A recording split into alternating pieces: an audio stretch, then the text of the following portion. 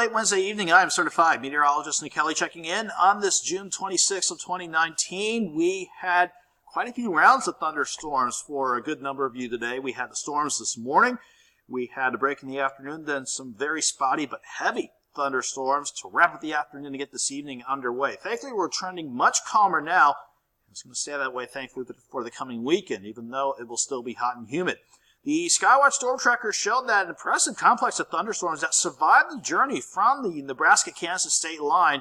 It survived the journey across I-70 through southeast Kansas. It started to fall apart as soon as it worked south of Interstate 44, clipping parts of northeast Oklahoma and southwestern Missouri. We had a few random severe thunderstorm warnings for Jasper and Newton counties with that batch. Not a lot to verify in terms of severe weather reports, but those storms this morning did leave behind almost a half an inch of rain on average across much of the area. Embedded heavier pockets of 1 to 2 inches have managed to pop up the heaviest of that batch of thunderstorms that plowed on through.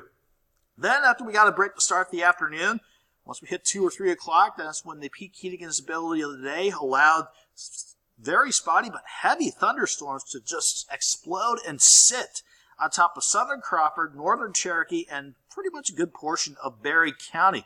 Occasionally we did have a few severe weather reports with some hail pushing quarter size, and occasionally wind gusts pushing 40 to 50, if not 55 miles per hour.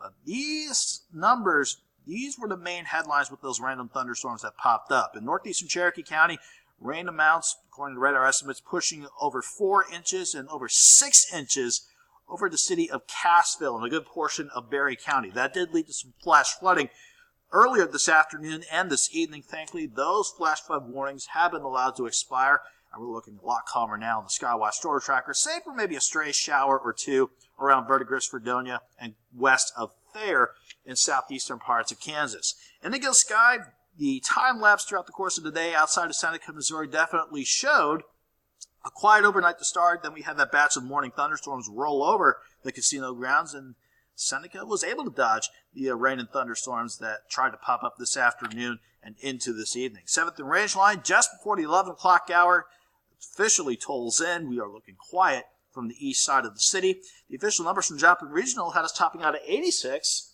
after we started at 66 this morning. Officially over half an inch of rain at Joplin Regional. That pushes the rain amounts for this month alone to almost 8.5 inches and pushing closer to 37 inches for 2019 so far. 75 at Joplin, the south breeze at 90, humidity not too high at 84%. We're going to see the humidity drop off just a tad, so I don't think you need to be too concerned about patchy fog as we go throughout the course of the night.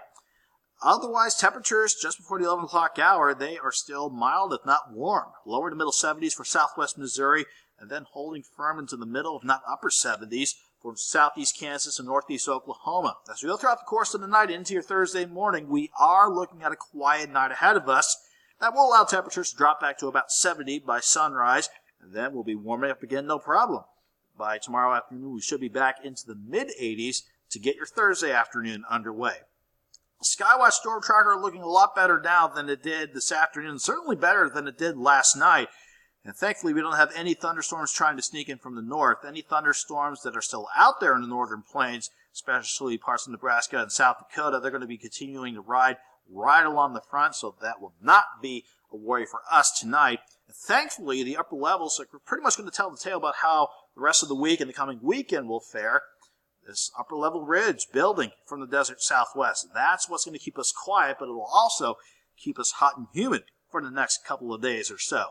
For the rest of the night, we'll hold on to mostly clear to partly cloudy skies as overnight lows eventually drop off to about 70 degrees. So eventually everybody will drop off into the lower 70s, but everybody's going to have a bit of a muggy night ahead of us. At least you keep things quiet to start your Thursday morning out this time around.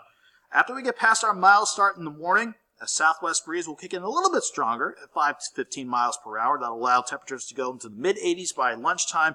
Then Joplin should peak at about 90 degrees under partly sunny skies for the afternoon. In fact, everybody should be right around 90 degrees underneath partly to mostly sunny skies. We're at least thankful that with this upper level ridge in control for your Thursday, even though we'll stay hot and humid, that humidity will not result in any thunderstorm chances for us. So we'll keep things dry for your Thursday, and thankfully this upper ridge will keep us quiet for Friday, Saturday, in fact all the way through the weekend.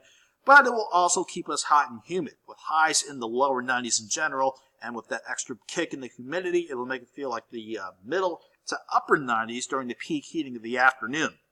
Eventually, we are going to see that upper level ridge begin to shift back to the southwest. As it does, the jet stream starts to come back closer to us, and any systems riding along that jet stream will mean we will see our chances for some pop-up to scattered thunderstorms returning as we head into next Monday, Tuesday, and Wednesday. There could even still be a few random pop-up thunderstorms by the 4th of July, but we are still going to maintain that hot and humid trend as we go through the weekend and as we begin July for next week, and even heading toward the 4th.